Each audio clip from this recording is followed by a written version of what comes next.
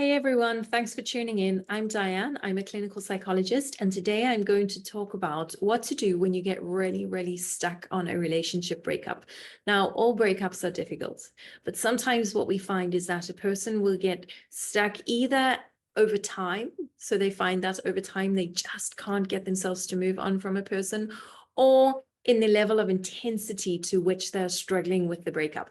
If that's you, then there are a few things that can be really helpful to move you forward in the process. Now, with a breakup, there's always two components. We are mourning the loss of the actual person and who they were. And the second component is we are mourning the loss of what that person represented to us. And what we tend to find is when people get really intensely infatuated and stuck on a particular person and they really can't move forward from a relationship breakup, it's often because of what that person represented and how they made you feel about yourself. That's a really big key here. So as human beings, what we know is that our brains are wired to move towards connection, to move towards acceptance, feeling worthy, feeling like we belong, and to move away from rejection. And oftentimes what we see when people get really stuck on a particular person that there has been a breakup with is that that person made you feel like you were worthy, made you feel seen, made you feel like you were validated. And oftentimes underneath the surface, there will be an idea that if somebody like that could like or love somebody like me, then what does that say about me? It says that I am worthy. And so how we feel in the presence of that person and when that person loves us is that we are in fact worthy. If this is something that you're stuck on, then it's usually a clue that you have some unfinished business from your past that you need to tend to in order to help you move forward and in order to take the intensity of the pain off of this breakup. Oftentimes, breakups like this will illuminate some really painful processes that are happening underneath the surface. The rule with attraction is that we fall for somebody who represents the things that we feel are slightly inadequate about ourselves. So, for example, if I am somebody who feels a little bit socially awkward and I want that social acceptance and I want to be this really outgoing, extroverted person, but I struggle with that and I'm more shy, more introverted, then I am more likely to be attracted to somebody who has one of those really big, gregarious personalities, who is really sociable, who's really outgoing, who's really popular. Because the idea with this is that if somebody like that can like me, I feel better about myself and I like how I feel around that person. I like who I become in the company of that person, because that makes me feel like I like myself so much more. I'm so much more worthy and I'm more likely to feel like I belong in the presence of that person. And so if you are really stuck on a breakup, I want you to, number one, be kind to yourself. Go easy on yourself. Getting over a breakup is incredibly difficult.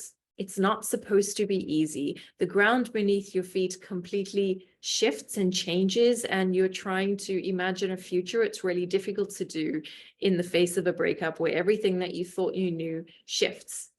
Number two is pay attention to what the breakup says to you about yourself. How is your brain writing that story for yourself? Does the breakup make you feel like you are inadequate? Do you feel that you are worthy of rejection? Do you feel like there is something fundamentally about you that wasn't good enough? As long as you feel that way, as long as you tell yourself that story, you're going to stay really stuck on what that person represented, because that's about how you feel about yourself. And what we really want, the pain for us in those moments, is less about the person. Partly it's about who the person was. Mostly it's about the fact that we don't like to feel unworthy. We don't like to feel invalidated. We don't like to feel like there is something about us that is worthy of rejection. Now that's how you feel. And it can be really helpful to separate fact from feeling.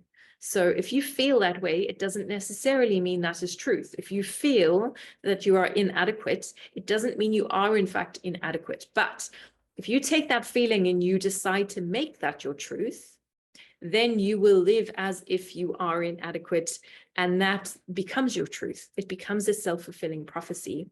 So take a moment, to listen to what the voice inside of your head is saying, how your brain is scripting this story. The third thing to do is don't be afraid to share your vulnerability and to share your story with loved ones around you. Oftentimes, people don't want to be the broken down record. They don't want to be the Debbie Downer who's always miserable, and they don't want to burden people too much. There is something really important about storytelling that helps difficult experiences move through a neural pathway and get to a point where we can store it and it becomes less painful, less potent for us. And so storytelling is an incredibly powerful tool that we have. Perhaps don't tell the story on repeat to the same person over and over, but find some people that you trust and share bits of your stories, share pieces of your vulnerability with them bit by bit, and let yourself take one step at a time. That's all that you can do with this. One of the biggest things that keep people stuck from moving on from a breakup is hope. It's really, really difficult to let go of hope that the relationship will reconcile, that we will be together again. And that is possibly 50% of the journey of getting over a breakup. And so spend some time thinking about how much hope you're holding on to. That hope is going to keep you stuck. And as painful as it is to let go of hope, that's like severing the final string that holds you back from moving forward with your life. Remind yourself, just because you feel like you will never be okay does not mean that's true. It means that you're brokenhearted. Go easy on yourself.